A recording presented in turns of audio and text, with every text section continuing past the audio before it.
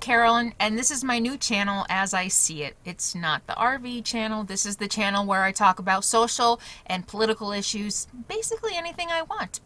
So the other day I was traveling through Utah, and I was at the gas station, and the car in front of me was a lady getting gas, and she had a big poster taped to her back window that read, "Big Tech Censorship killed democracy."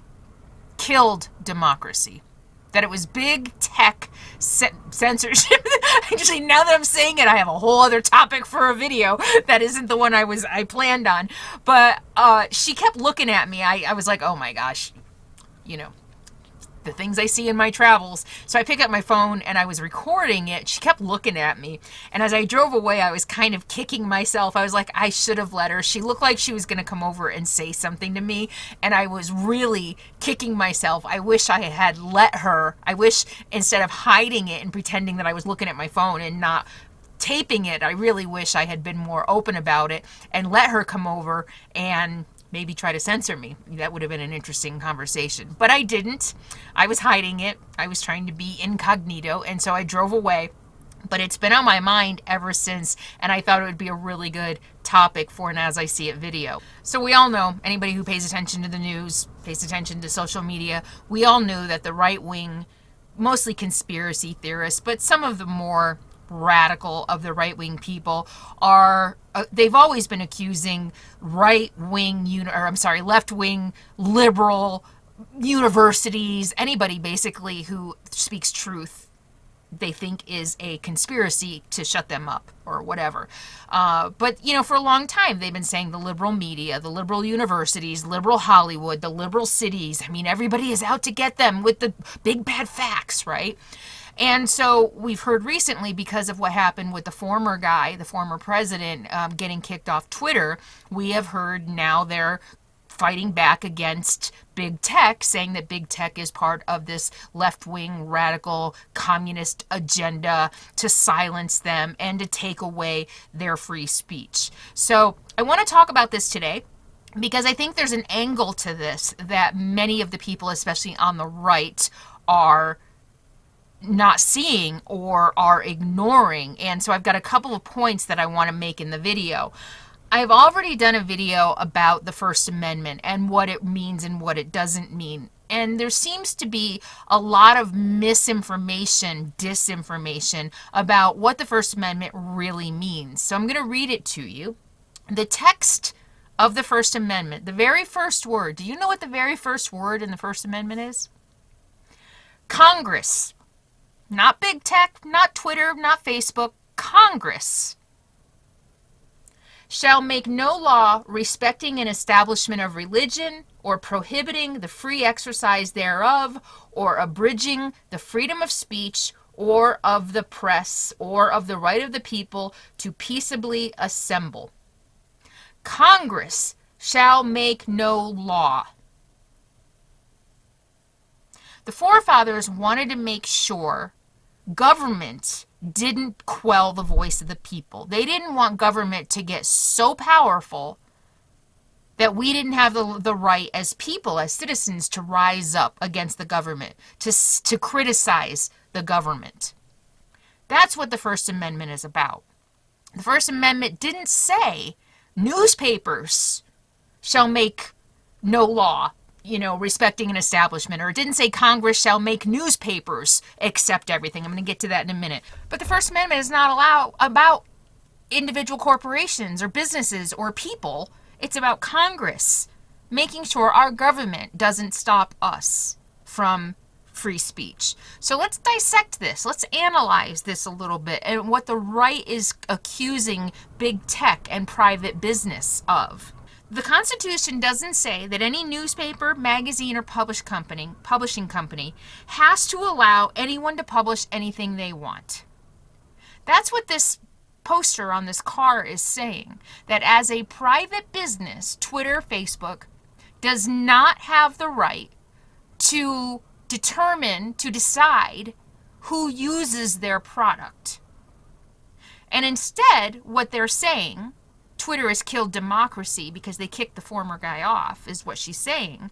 She's saying, and all of these First Amendment advocates supposedly are saying, what they believe is that businesses should open up their platforms to anybody to say anything, to do anything. That they have no rights to set guidelines about who and what is said, who uses their platform and what is said. That's what they're saying. Twitter should allow former guy to say and do whatever he wants on their platform. Otherwise, they are going against free speech and they're killing democracy. If that's the case, if they believe that any newspaper, any social media platform, any publishing house, any magazine, by the Constitution, by First Amendment rights, should allow, by law, anyone to say whatever they want, to publish whatever they want in any newspaper, any magazine, then what they're saying, and they don't realize this because they don't think outside the box, they react out of emotion. But what that means is that a children's publishing company, if challenged, would have to allow pornography and erotica to be also printed in that same publishing house. That would mean Children's Publishing Inc., let's say that's the name of the publishing company, and they only publish children's books, for their reasoning to stand that unless every single publishing outlet, every single company allows every single form of free speech, otherwise they're violating the First Amendment, they are also saying that Children's Publishing House Inc. must also publish Debbie Does Dallas under their name. That's what they're saying, and they don't even realize it. The second thing is that they would then also be saying that a Christian magazine, Christians of America, would have to, by the Constitution, allow atheists, Muslims, to publish in their magazine.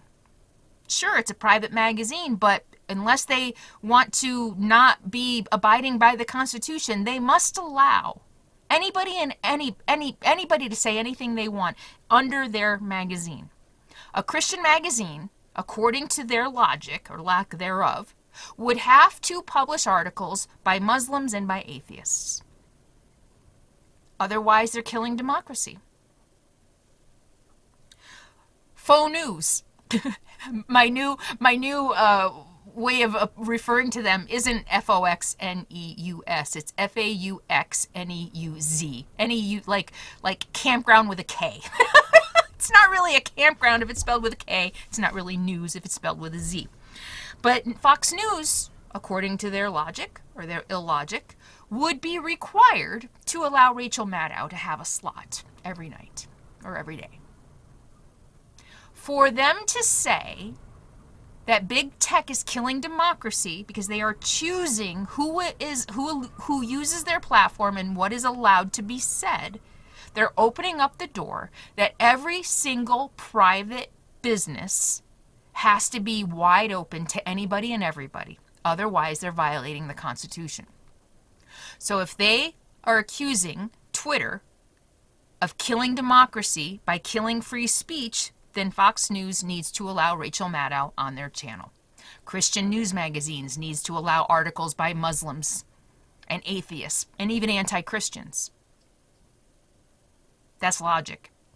So the right, which I find really fascinating, another example, they suddenly want to force independent private businesses to do business with whoever wants to do business with them and allow them to say anything. So Twitter, according to them, if they want to be democratic and care about which, by the way, most right-wing people, we're not a democracy, we're a republic, but, when it comes to things that they care about, all of a sudden we're democracy again.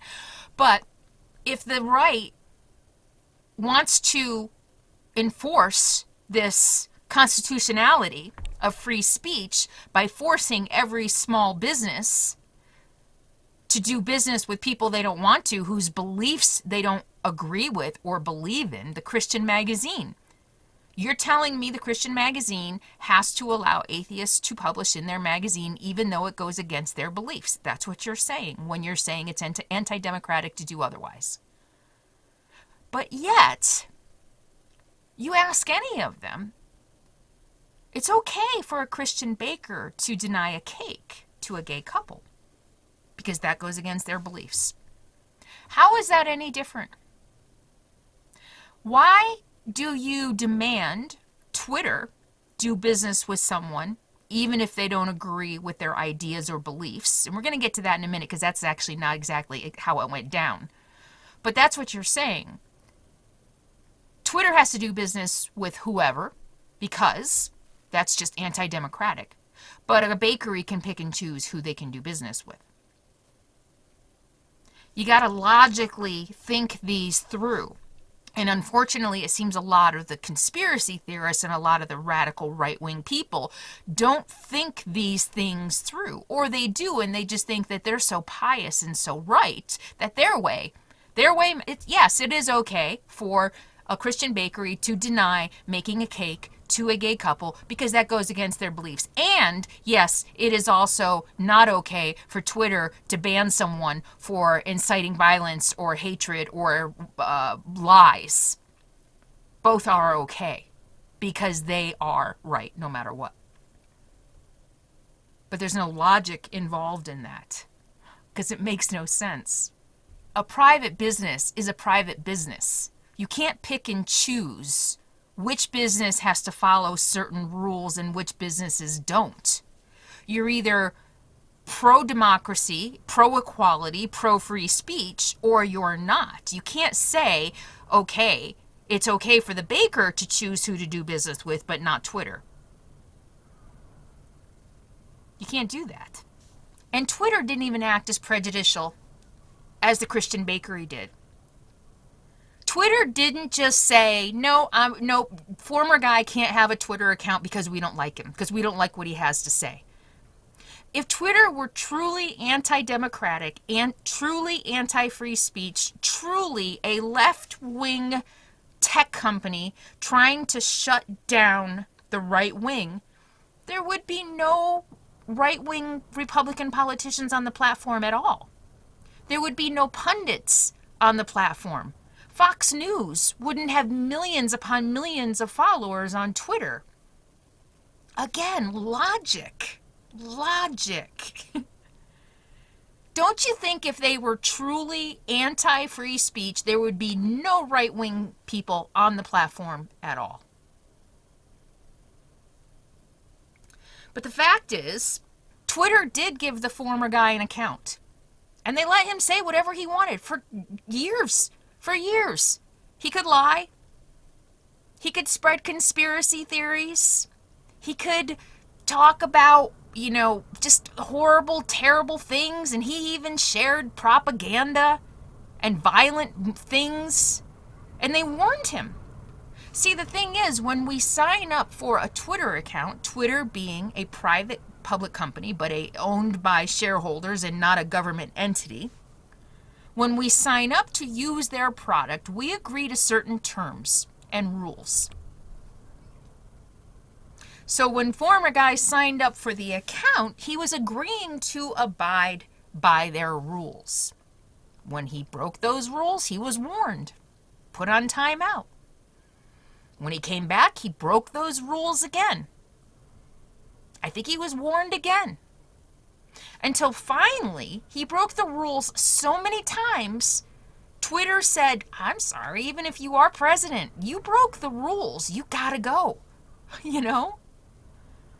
So Twitter wasn't even acting as prejudicial as the Christian Bakery. They gave him every opportunity to follow their rules for using their product, and he kept breaking the rules. Aren't the right-wing people the ones who law and order? Right? Don't break the rules. Stay in line. Except when it comes to them. Right? Everything has to be twisted and morphed and turned to suit them. Because in their minds, no matter what, they're right. And the rest of us should just live under their crazy rules, made only for them. Makes no sense. This is what you might want to tell your right-wing family members or friends when they talk about big tech and censorship.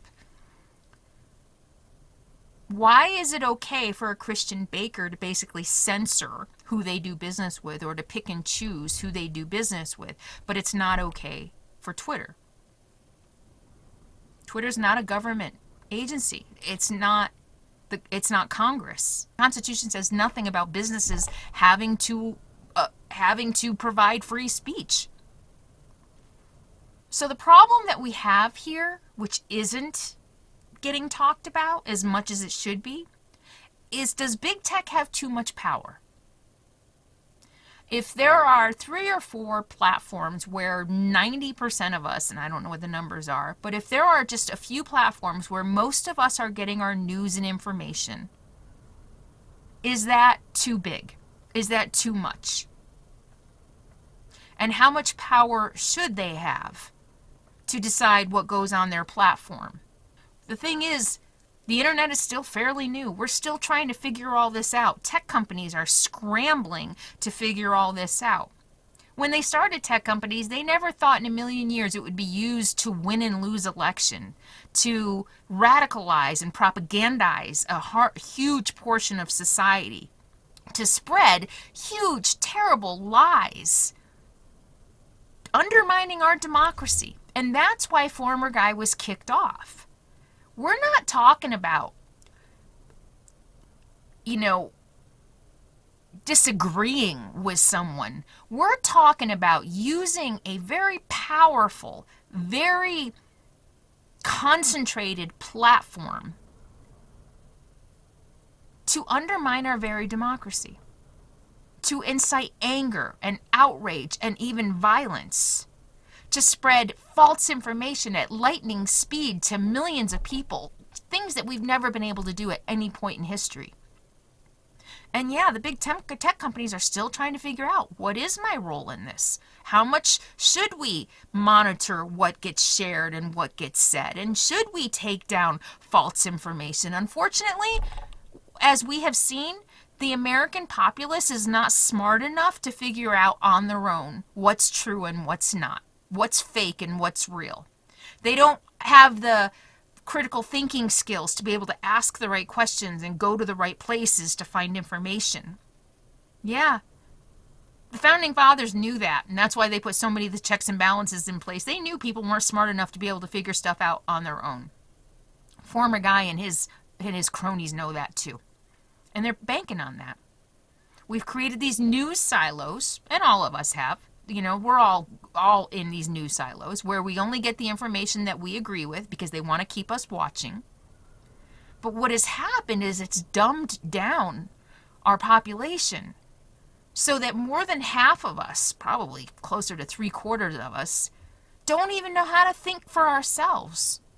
We spew talking points. We don't know how to research. We don't know anything about history. We don't know anything about American history, much less world history. We're not able to recognize red flags and warning signs because we don't have the knowledge and the history. So big tech is at a really big turning point in our society of figuring out what their role is. And it's new territory. But the question we should be asking is, why have they been allowed to get so big and powerful? Why have our legislators, our antitrust laws, allowed this? We had antitrust laws, I think, started in the Industrial Revolution around, railroad. Don't quote me on that, look it up. But that's, I think, antitrust and utilities, where big, huge companies were able to monopolize the market and rig the prices. We have that now. Facebook, Twitter, Google are way too big. They think about all the ways Google is in your life and how it influences you. The real question isn't whether they're quelling free speech, but why and how have they been allowed to get so big? Why has both parties allowed this to happen? Why aren't our legislators, the people that we have elected, why haven't they split this up? There's been talk about it, but nothing real has been done. So this is the real problem. The media and big business pit us against each other. It's convenient because when we're arguing amongst each other about whether Christian Bakeries should make cakes and Twitter should be able to determine who gets to use their platform and who doesn't, when we're arguing with each other, we don't look at the real problems. We don't look at why has Twitter and Facebook and Google gotten so big that it's even an issue that they ban somebody from their platform. That's the real question. Why should it matter? Because we have allowed them to get too big. So as long as we keep bickering and battling these silly little talking points that the news feeds us, anti-free speech, you're killing democracy, and it prevents us from looking at the bigger issues. They keep pitting us against one another, so we don't look at them. We lose our critical thinking skills. We learn to stop asking questions about the bigger issues, and instead, they've trained us to just be outrage machines, to just be outraged. They feed us one outrageous thing after another, one outrageous talking point after another, one outrageous story after another. Antifa did this, Black Lives Matter did this, a cop killed another black person. They keep feeding us outrage so that we don't look at what's really going on. Something to think about. I'll see you next time. Take care.